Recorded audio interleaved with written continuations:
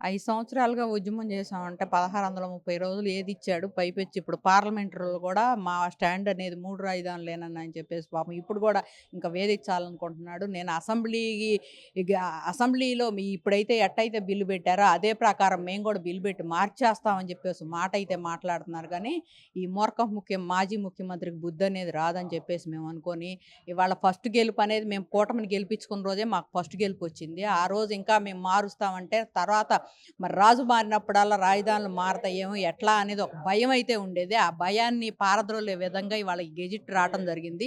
ఈ గెజిట్‌కి మరి ఏ రకంగా అయితే మరి ఆ రైతులకి మోరల్ సపోర్ట్‌గా మాకు బ్యాక్ బోన్‌గా ఉండి ఏ రకంగా అయితే ఇది చేశారో సుజనా చౌదరి గారు లాంటోళ్ళు గానీ, ఇంకా కొంతమంది ఉంటారు. గుప్తదానాలు అంటారు చూడు. ఆ గుప్తదానాలతోటో లేకపోతే మా సలహాలు, సూచనలు మాకిచ్చి మీరు ఇలా చేయండి, ఇలా చేయండి అని చెప్పి కొంతమంది చాలామంది ఉంటారు. మెయిన్‌గా ఏంటంటే సుజనా చౌదరి గారి స్టాండ్ ఏంటంటే ఫస్ట్ మేము రోడ్డు మీద కూర్చొని వచ్చిన రోజు మరి బీజేపీ తరపుగా తన మాట అని చెప్పేసి ఇక్కడ రాజధాని అంగుళం కూడా కదలదని ఒకే స్టాండ్ మీద ఉండారు. ఆ రోజు నుంచి ఈ రోజు వరకు అదే స్టాండ్. అదే నిజమైంది కూడా. వీళ్ళందరి సహాయ సహకారాల వల్లనే కూడా గెజిట్ వచ్చిందని చెప్పేసి మా నమ్మకం అన్నమాట. మేడం ఇప్పుడు మావిగాన్ అని చెప్పి కొత్తగా ఒక ప్రపోజల్ చెప్తున్నారు జగన్మోహన్ రెడ్డి. దాని గురించి ఏం స్పందిస్తారు?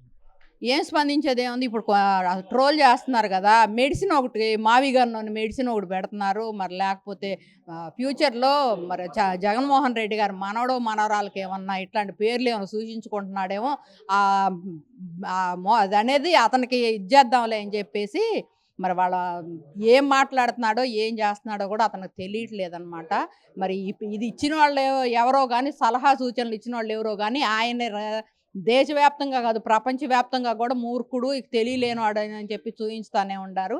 మరి ఇప్పుడు ఈ పేరు ఇవాళ సూచించే బదులు, ఏ రోజైతే అమరావతి పేరు సూచించినప్పుడు ప్రజల్లో అనేది ఒక పేరు పెడతానికనేది ప్రజల్లో పెట్టారు. ప్రజల్లో పెట్టినప్పుడు 95% ఓటు శాతం అనేది ఉన్నప్పుడు, వాళ్ళు ఆ ఓటు శాతానికి అప్పుడు సూచించితే బావుండేది. అట్లా గాకుండా ఇవాళ ఏదో నేను పేరు పెడుతున్నాను, పేరు మారుస్తున్నానంటే, మరి రైతుల మీద మాకేదో ప్లాట్లు ఇవ్వలేదు అని చెప్పేసి పాపం మిథున్ రెడ్డి గారు పార్లమెంట్‌లో మాట్లాడుతున్నాడు. ఆ పార్లమెంట్‌లో మాట్లాడే బదులు మేము 1631 రోజు మరి మా శిబిరాల మీదుగానే మీరెళ్తున్న రోజు మీరేం బాధపడబాకండి, మీకు మేము న్యాయం చేస్తామని చెప్పి ఒక భరోసా అనేది కల్పిస్తే బావుండేది. అట్లా గాకుండా మీరివాళొచ్చి మరేదో రైతులకు మేము ఇది జేస్తాం, అది జేస్తాం అని చెప్తే దెయ్యాలు వేదాలు వల్లిచ్చినట్టుండయనమాట. అది ఎవరు నమ్మే పరిస్థితుల్లో గూడా లేరనమాట.